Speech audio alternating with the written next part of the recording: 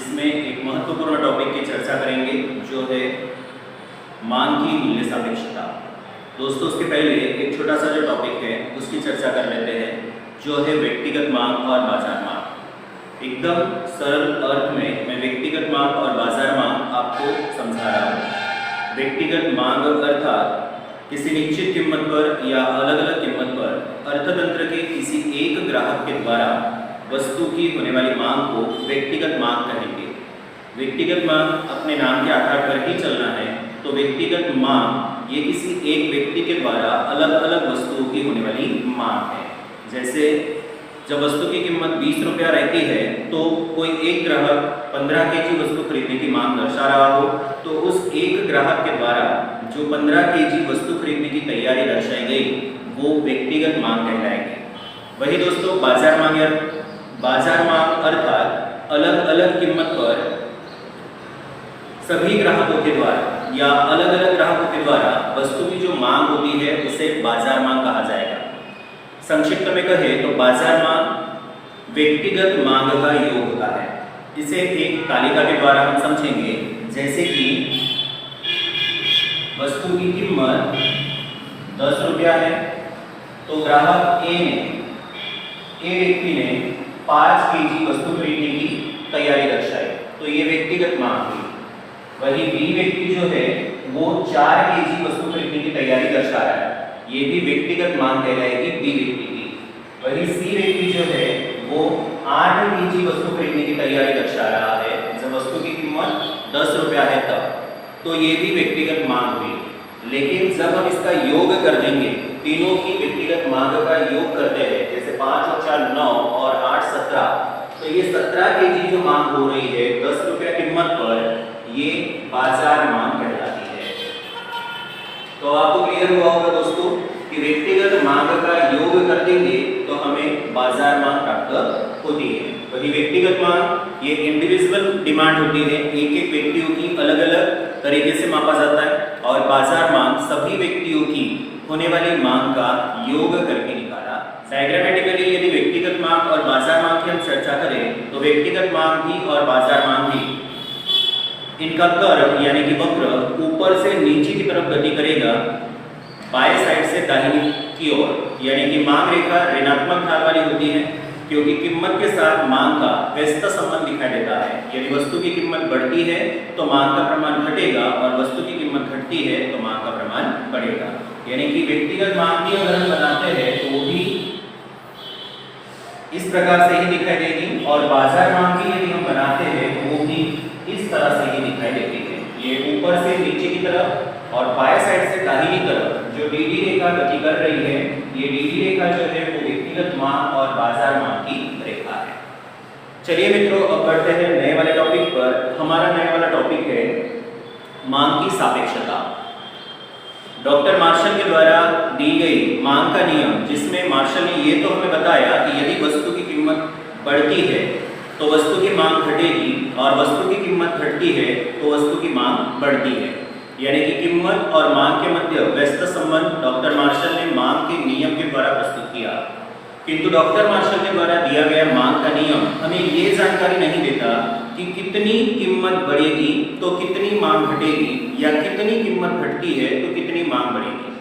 मैं फिर रिपीट कर रहा हूँ, मांग का नियम हमें ये जानकारी देता है कि कीमत घटे बढ़े तो मांग बढ़े घटे, लेकिन वो कितना, ये मांग का नियम हमें जानकारी नहीं देता। अर्थतंत्र में वस्तु की कीमत में कुछ निश्चित प्रतिशत की कमी होने पर वस्तु की मांग में कुछ निश्चित प्रतिशत की बढ़ोतरी हो सकती है, और उसी का अध्ययन करने के लिए आज हमें एक नया टॉपिक सीखना है जो है मांग की मूल्य सापेक्षता या मांग की सापेक्षता। दोस्तों, मांग की सापेक्षता का अर्थ भी एकदम सरल है। वस्तु की मांग में होने वाला प्रतिशत परिवर्तन और वस्तु की कीमत में होने वाले प्रतिशत परिवर्तन के आनुपातिक संबंध को मांग की सापेक्षता के नाम से जाना जाएगा। वही दोस्तों, मांग की सापेक्षता के आधार पर ही हम ये पता कर सकते हैं कि वस्तु की कीमत में कुछ निश्चित प्रतिशत की कमी आने पर वस्तु की मांग में कितनी बढ़ोतरी होगी, और वो परफेक्टली हमें उसका जवाब मिलेगा। चलिए दोस्तों, आते हैं मांग की सापेक्षता के प्रकारों पर। इसके 3 प्रकार हैं। सबसे पहला प्रकार है मांग की मूल्य सापेक्षता, दूसरा प्रकार है मांग की आय सापेक्षता, और तीसरा प्रकार है मांग की प्रतिमूल्य मूल्य सापेक्षता, जिसमें से आज के वीडियो में हम कवर करने वाले हैं मांग की मूल्य सापेक्षता और उसके प्रकार। सबसे पहले हमें देखना है मांग की मूल्य सापेक्षता क्या है। मांग की मूल्य सापेक्षता अर्थात वस्तु की कीमत में होने वाला प्रतिशत परिवर्तन और वस्तु की मांग में होने वाले प्रतिशत परिवर्तन के आनुपातिक संबंध को मांग की मूल्य सापेक्षता कहा जाता है। अब संबंध कैसा है कीमत और मांग में? तो व्यस्त संबंध है, यानी कि अगर कीमत बढ़ी तो मांग घटेगी और मांग घट रही है तो ऑब्वियसली कीमत बढ़ेगी। मांग का नियम भी हमें यही बताता था कि कीमत और मांग के मध्य व्यस्त संबंध है। ये कीमत में होने वाला प्रतिशत परिवर्तन और मांग में होने वाला प्रतिशत परिवर्तन के आनुपातिक संबंध को ही मांग की मूल्य सापेक्षता कहा जाता है। ये मांग की मूल्य सापेक्षता अलग अलग प्रकार से हो सकती है। हो सकता है मांग की मूल्य सापेक्षता इंफिनिटी यानी कि अनंत अमर्यादित परिवर्तन हो मांग में। हो सकता है मांग की सापेक्षता जीरो हो यानी कि मांग में कोई परिवर्तन ही ना हो सकता है जितना कीमत में परिवर्तन हो उतना ही मांग में भी परिवर्तन हो सकता है मांग में होने वाला प्रतिशत परिवर्तन अधिक हो तो कीमत में होने वाला प्रतिशत परिवर्तन कम होगा, और उसके बदले ये भी हो सकता है कि मांग में होने वाला प्रतिशत परिवर्तन कम हो तो कीमत में होने वाला प्रतिशत परिवर्तन ज्यादा होगा। यानी कि अलग अलग प्रकार से मूल्य सापेक्षता 5 तरीकों से निकाली जाती है, जिसे डिग्री ऑफ प्राइस इलास्टिसिटी कहते हैं, यानी कि टाइप्स ऑफ प्राइस इलास्टिसिटी कहेंगे, यानी कि मूल्य सापेक्षता के प्रकार के नाम से जाना जाएगा। तो चलिए दोस्तों देखते हैं मूल्य सापेक्षता के प्रकार जो 5 दिए हैं। सबसे पहला है संपूर्ण मूल्य सापेक्ष मांग। ईपी का मतलब है इलास्टिसिटी ऑफ प्राइस। यहाँ ईपी इक्वल टू इंफिनिटी है यानी कि अमर्यादित है। अर्थ इसका यह है दोस्तों, इसे कहेंगे हम मूल्य सापेक्ष मांग। संपूर्ण मूल्य सापेक्ष मांग उसे कहा जाता है कि जब वस्तु की कीमत में नहीवत परिवर्तन हो और वस्तु की मांग में अमर्यादित परिवर्तन दिखाई दे रहा हो। मैं फिर रिपीट कर रहा हूं, वस्तु की कीमत में छोटा सा परिवर्तन यानी कि अल्प परिवर्तन यानी कि कीमत घटेगी या बढ़ेगी या कभी कभार स्थिर भी हो जाएगी। कीमत को लगभग स्थिर ही रखना है, अगर बढ़ता घटता भी है तो एकदम छोटा सा परिवर्तन आएगा, लेकिन उसके बदौलत यदि मांग में बहुत ज्यादा उतार चढ़ाव सर्जित होता हो तो उस मूल्य सापेक्षता को संपूर्ण मूल्य सापेक्ष मांग कहा जाएगा। डायग्रामेटिकली अगर हम इसे देखेंगे दोस्तों तो आपके डिस्प्ले पर आपको हाईलाइट कर रही है एक डायग्राम, जिसमें आप देखोगे कि कीमत स्थिर हो चुकी है और मांग में अमर्यादित परिवर्तन हो रहा है। हॉरिजॉन्टल लाइन जा रही है कीमत की एक आड़ी रेखा और उसके द्वारा मांग जो है वो दर्शाया गया, मांग की मूल्य सापेक्षता दर्शाई गई।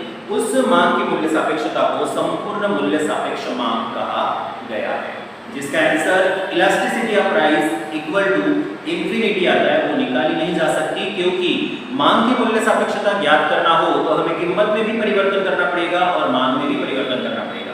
जैसे आप इस सूत्र में देख सकते हो, ईपी इज इक्वल टू मांग में होने वाला प्रतिशत परिवर्तन बटा कीमत में होने वाला प्रतिशत परिवर्तन। तो ईपी हमें या तो 1 मिलेगी या तो 1 से कम या तो 1 से ज्यादा।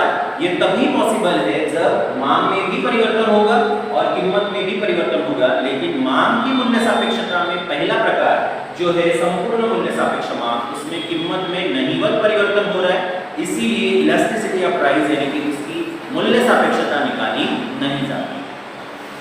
प्रकार नंबर 2 संपूर्ण मूल्य अनपेक्ष मांग। ये पहले वाले प्रकार का बिल्कुल उल्टा है। अब पहले वाले प्रकार का बिल्कुल उल्टा है, यानी पहले वाले प्रकार में क्या था, कीमत में नहीवत परिवर्तन, और यहाँ पे मांग में नहीवत परिवर्तन होगा, यानी कि कीमत में अमर्यादित परिवर्तन हो रहा है। कीमत घट रही है या बढ़ रही है, लेकिन उसके बदौलत मांग में कोई परिवर्तन नहीं आ रहा है, मांग लगभग स्थिर हो चुकी हो, तो उसे संपूर्ण मूल्य अनपेक्ष मांग के नाम से जाना जाएगा, जिसकी elasticity of price equal to 0 मिलता है, क्योंकि इसमें भी दोनों परिवर्तित होने चाहिए, कीमत भी और मांग भी, लेकिन इसमें मांग में कोई परिवर्तन नहीं आ रहा है, यानी कि मांग स्थिर हो रही है। डायग्राम यदि आपको इसकी बनानी है तो आप स्क्रीन पर देख सकते हो, एक वर्टिकल लाइन जा रही है सीधी, मांग स्थिर है वहां पर और कीमत में अमर्यादित परिवर्तन आपको दिखाई दे रहा है। तो दूसरा प्रकार है मांग की मूल्य सापेक्षता का। वही दोस्तों मांग की मूल्य सापेक्षता का तीसरा प्रकार है इकाई मूल्य सापेक्ष मांग। इसके सूत्र के आगे लिखा ही है EP is equal to 1। किसी भी इलास्टिसिटी ऑफ प्राइस का मूल्य एक तभी आ सकता है जब इन दोनों में परिवर्तन हो, मांग में भी और कीमत में भी। और यदि आंसर 1 आ रहा है, इसका मतलब मांग में होने वाला प्रतिशत परिवर्तन जितना ही कीमत में होने वाला प्रतिशत परिवर्तन हो। कीमत में होने वाला प्रतिशत परिवर्तन और मांग में होने वाला प्रतिशत परिवर्तन दोनों समान हो। जैसे 20% कीमत घटी तो 20% मांग बढ़ रही है, या 20% कीमत बढ़ रही है तो 20% मांग घट रही है। यदि ऐसा परिवर्तन, दोनों में समान परिवर्तन, कीमत में भी उतना ही बदलाव जितना मांग में होने वाला बदलाव हो, तो उसे इकाई मूल्य सापेक्ष मांग कहा जाएगा, जिसमें elasticity of price equal to 1 मिलता है। जैसे कीमत में 10% की वृद्धि हुई तो मांग में 10% की कमी हुई, तो ऊपर रखेंगे 10%, नीचे लिया जाएगा 10%, 10 को 10 से भाग लगा देंगे तो आंसर आएगा 1, और इसीलिए इकाई मूल्य सापेक्ष मांग EP इज इक्वल टू 1। उसके बाद में दोस्तों मूल्य सापेक्ष मांग EP ग्रेटर देन 1, एक से ज्यादा मूल्य मिलता है। अब एक से ज्यादा मूल्य मिलने के लिए मांग में होने वाला परिवर्तन ज्यादा रखना पड़ेगा, वही कीमत में होने वाला परिवर्तन कम रखना पड़ेगा। तो इसकी आसान सी परिभाषा भी है, मूल्य सापेक्ष मांग अर्थात मांग में होने वाला परिवर्तन अधिक हो और कीमत में होने वाला परिवर्तन कम हो, परिणाम स्वरूप जो मूल्य सापेक्षता मिलेगी उसे मूल्य सापेक्ष मांग के नाम से जाना जाएगा। मूल्य सापेक्ष मांग की विशेषता यह है दोस्तों कि इसमें मांग में होने वाला परिवर्तन अधिक है जबकि कीमत में होने वाला परिवर्तन कम है। जैसे कीमत 10% से घट रही है लेकिन मांग 25% से बढ़ रही है, तो 25/10 रखेंगे तो आंसर 2.5 जितना मिलेगा, यानी कि 1 से ज्यादा, और इसीलिए इसका आंसर EP ग्रेटर देन 1 है, यानी कि इलास्टिसिटी ऑफ प्राइस 1 से ज्यादा मिलेगा। और इसका बिल्कुल उल्टा कर देंगे तो हमें मिलेगी मूल्य अनपेक्ष मांग, जो मूल्य सापेक्षता का 5वां प्रकार है। किसे कहेंगे मूल्य सापेक्ष मांग? मूल्य अनपेक्ष मांग। तो मूल्य अनपेक्ष मांग के बराबर कीमत में होने वाला परिवर्तन अधिक हो और उसकी तुलना में मांग में होने वाला परिवर्तन कम हो, यानी कि सूत्र में देखोगे तो ऊपर रखी हुई संख्या कम दिखेगी जबकि नीचे रखी हुई संख्या यदि अधिक हो। जैसे कीमत में 25% की कमी हो रही है और मांग में 10% की ही बढ़ोतरी हो रही है, तो इसमें सूत्र में रखोगे तो 10/25, यानी कि उसका आंसर जो है वो 0 पॉइंट में आएगा, यानी कि EP 1 से कम मिलेगी, तो उसे मूल्य अनपेक्ष मांग के नाम से जाना जाएगा। उसके भी डायग्राम आपके स्क्रीन पर आपको हाईलाइट हो रही है। व्यक्ति अपनी आवश्यकताओं को पूर्ण करने के लिए जो अलग-अलग चीजों की सहायता लेता है, अलग-अलग चीजों का उपभोग करता है, उपभोग करने से पहले व्यक्ति को उन चीजों की मांग करनी पड़ती है।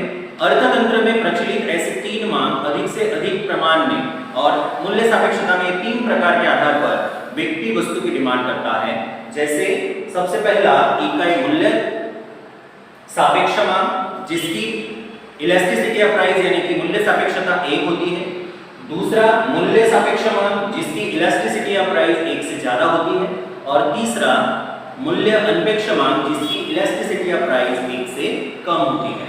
अर्थतंत्र में महत्तम चीजों में यही 3 प्रकार मूल्य सापेक्षता के पाए जाते हैं। ऊपर के 2 प्रकार कभी कभार अर्थतंत्र में व्यक्ति के द्वारा ऐसा व्यवहार हो जाता है जिसके कारण संपूर्ण मूल्य सापेक्ष मांग और संपूर्ण मूल्य अनपेक्ष मांग भी अस्तित्व में आया है।